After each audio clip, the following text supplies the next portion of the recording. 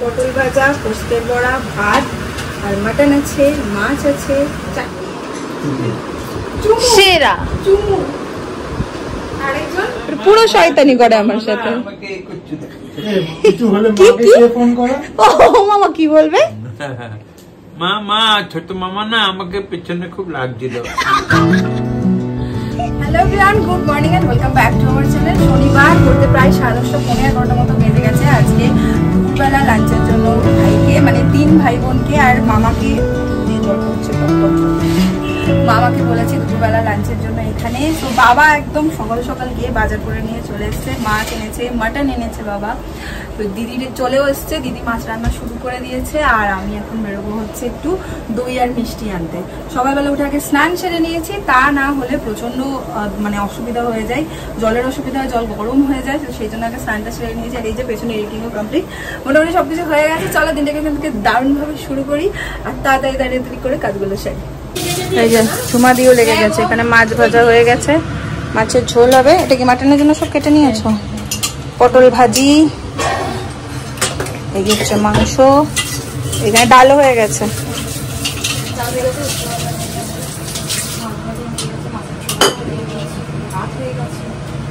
ভাতও হয়ে গেছে। চলো বাজারের ব্যাগ আর একখানা ছাতা হাতে বেরিয়ে গেছি। প্রচন্ড রোদ বাইরে। দেখো আরেকজন, কি খবর? বিশাল গরম বাইরের, রোদটা মনে হচ্ছে না পুড়িয়ে দিচ্ছে পুরো। এইটুকু এসছি মনে হচ্ছে আবার একবার স্নান করে নিলাম, এত রোদ। হ্যাঁ স্নান করেছিস? স্নান হয়ে গেছে? ঠিক আছে চলে যাস তাড়াতাড়ি। নিয়ে নিলাম দুটো ঝুড়ি ঝুড়ি আলু ভাজা আর একটা নেবো কোল্ড ড্রিঙ্ক। হ্যাঁ 7 আপটাই দিয়ে দাও। চলো এখান থেকে মিষ্টিও নেওয়া হয়ে গেছে।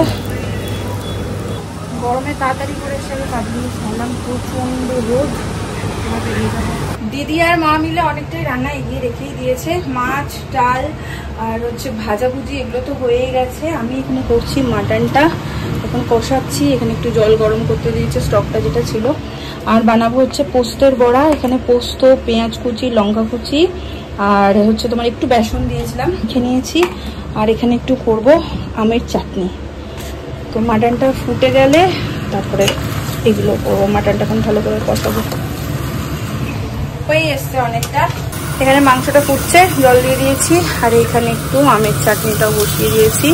ফোড়ন দিয়ে আমটাকে একটু ফ্রাই করে নেবো, মানে একটু ভাজা ভাজা করে, তারপরে জল দিয়ে চিনি নুন দিয়ে চাটনি বানিয়ে নেবো। এই আমগুলো হচ্ছে সেই আমগুলো যেগুলো মা বোলপুর থেকে এনেছিল, ওগুলো আছে। রোজই মোটামুটি একটু চাটনি করে খাওয়া হয়।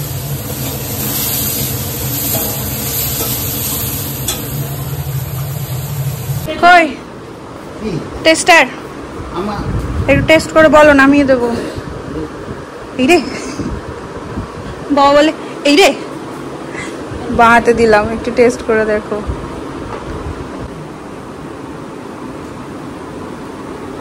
কি লাগবে? মিষ্টি দাও না একটুও দিইনি। মিষ্টি দাও কি? না তো মিষ্টি লাগছে। ঠিক আছে, ঝাল কম।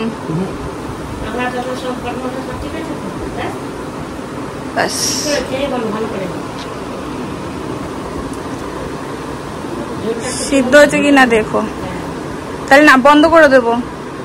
মাংসটা সিদ্ধ হয়েছে কিনা বলো। মাংস সিদ্ধ হয়ে গেছে একদম। চলো টেস্টার বলে দিয়েছে, ওকে এবার নামিয়ে দাও। হ্যাঁ টেনে নেবো। এখানে আমার আমের চাটনি পুরো রেডি। টেস্টার বলে দিয়েছে, এটাও বন্ধ করে দিয়েছি। আর পরে থাকলো পোস্তের বড়া, ওটা খাওয়ার আগে করবো। আর ভাতটা করবো, ভাতটা বসিয়ে দেবো। সবাই এসে খাবে যখন, তার আগে পোস্তের বড়াটা করবো।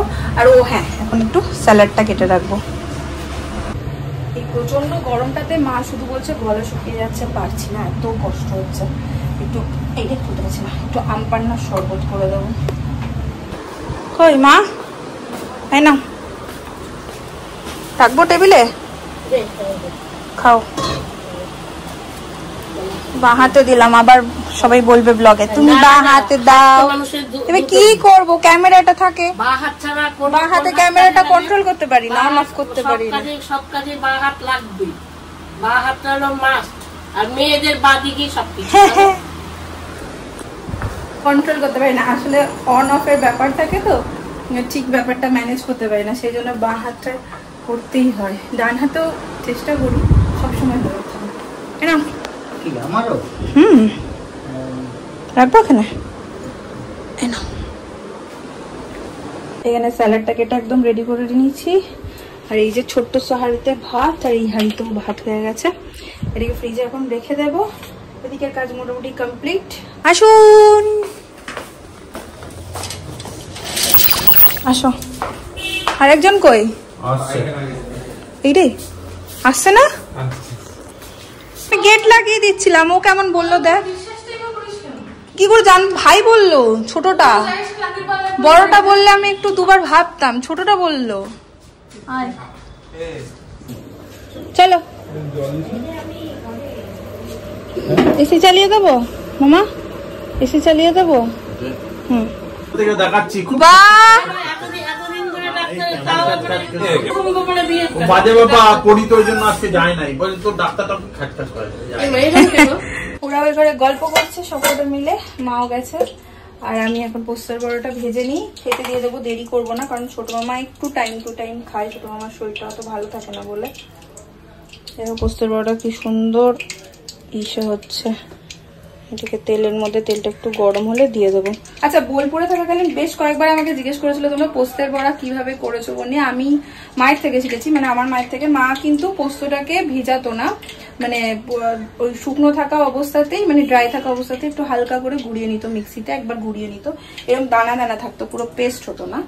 এবারে ওটাকে পেঁয়াজ আর লঙ্কা দিয়ে মেখে আর একটু বেসন দিয়ে অল্প একটু, ব্যাস, আর কিচ্ছু করতে হয় না। আর আমি একদম পাতলা পাতলা ছোট ছোট পছন্দ করি, বড় বড় আমার ভাল লাগে না, আমি পাতলা পাতলা ছোট ছোট করেই করবো।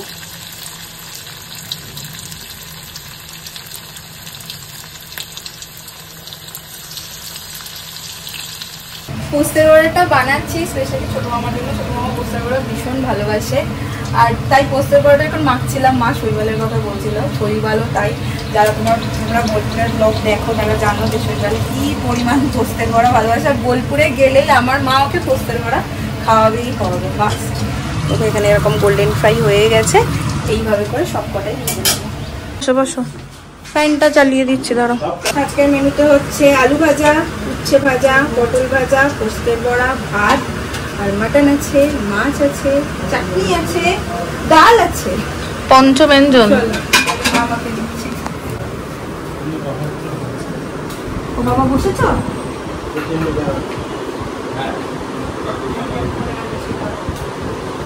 ঘি দেবো মামা একটু? না না না, তোদের ঘি দিয়ে একটু। মামা পোস্তের বড়া কি খেয়েছো? দেখো তোমার মেজ বোনের কাছাকাছি হয়েছে কিনা, ওইটা দেখছি। লেবু নিয়েছ?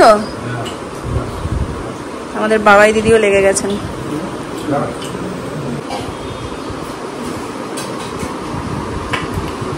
মচ্ছি মচ্ছি খাও।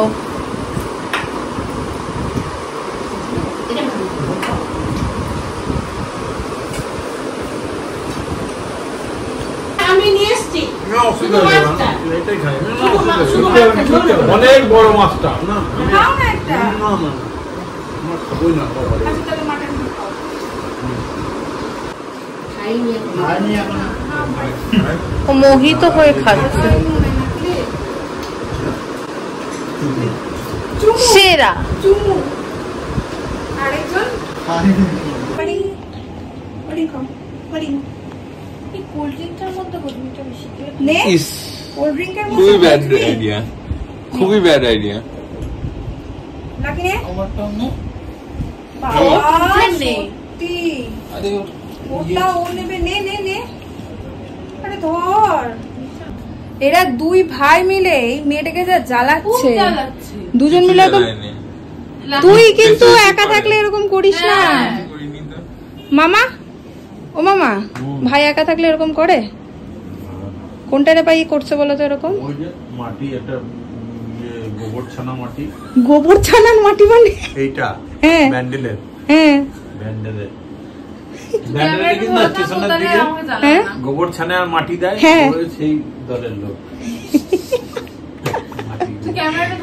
এটা একদম মা মুখ বিচ্ছু, দেখে দিচ্ছে। মুখ দেখে কেউ বলবে না ওটাকে, ওটা একদম এই জন্যই বিচ্ছু। মুখ দেখে। আর তোমরা বলো তো ওকে ক্যামেরার সামনে নিয়ে নাও, ও আনকমফোর্টেবল। বিষয়টা আনকমফোর্টেবল নয়, বিষয়টা হচ্ছে ও শয়তানি করে আমার ফোনটা সাথে। করে একটা ভিডিও করে ওর মাকে ধরিয়ে দেয়। হ্যাঁ। ওর মা দেখে ব্লগ করে দিলে গাল ওর পুরো শয়তানি করে আমার সাথে। আমাকে এই করছে তো। কিছু হলে কি, মাকে কি? কে ফোন করো? ও মামা কি বলবে? মা ছোট মামা না আমাকে পেছনে খুব লাগছিল। তুমি তো কোথায় কোথায় বাবাকে মাকে ফোন করো, গড়ি তো ছেলে কি করছে, দেখ কি করছে, আমাকে চাকরি করছে। এত বড় হয়ে গেছে, কমপ্লেন করে সব বললো না। সব মুখ দেখে কি সব বলে দিচ্ছে ও। মামা আর পাত্তা দেয় না। ও অ্যাস্ট্রোকর বাবা ছাড়াবে তো সবাই জানে।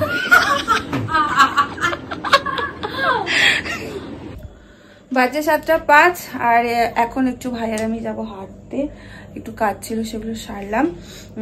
লাকি বেরিয়ে গেছে, চলে গেছে ত্রিবেণী, বাবাই গেছে পড়াতে, মামা এদের অত্যাচারে তো চলে গেছে বলেই দিলাম। চল হেঁটে আসি একটু। কি ঘুম দিয়েছে ভাই, হ্যাঁ দিয়ে দাও দিয়ে দাও। কি ঘুম দিয়েছে ভাই। আমি ভাইকে বলছি ভাই তুই নাক ডাকছিলি, বলছে মাটন খেয়ে যদি এরকম একটা ঘুম না হয় কি করে হবে। আমি আর ভাই বেরোলাম ঠিকই, ভাইকে বললাম চল একটু পার্ক থেকে হেঁটে আসি সামনে, কিন্তু আকাশটা বেশ থমথমে আর জোরে হাওয়াও দিচ্ছে, একটু ঝড় হলে হোক ভালোই হবে, সবাই একটু শান্তি পাবে। তারাও দেখা যাচ্ছে না রে। যাবি হাঁটতে?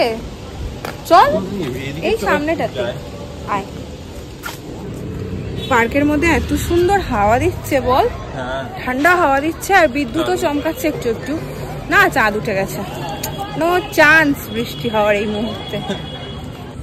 উড়ে উড়ে ধেয়ে ধেয়ে আসছে আরেকজন পড়িয়ে বাড়ি গিয়ে আবার। আমি জানি তো তোকে একবার ইনফরমেশনটা দিতে যতক্ষণ যে আমরা একসাথে আছি, তুই আর ছাড় মানে সুযোগ ছাড়বি না, যেখানেই থাক তুই চলে আসবি। আমাদের বিশ্বাসটা ছিল তোর উপরে। আমাদের ঘটি গরম কাকা আসছে ভাই, এমন জোর কাকাকে ডাকলো, কাকা ওইদিকে দাঁড়িয়ে ছিল, উল্টো দিকে তাকাচ্ছে ভাইয়ের ডাক শুনে। দাও কাকা একটাই দাও, বলো দাও একটা। হ্যাঁ একটু লঙ্কা টঙ্কা দিয়ে করো, বেশি দিও না। টক খাবো আর সারাদিনই তো খাচ্ছি আজকে, এই ব্যাপারটাই হচ্ছে আসল। চিকি চিকি চিকি চিকি কেন? ও ব্যাস দেখি একটু খাইয়া।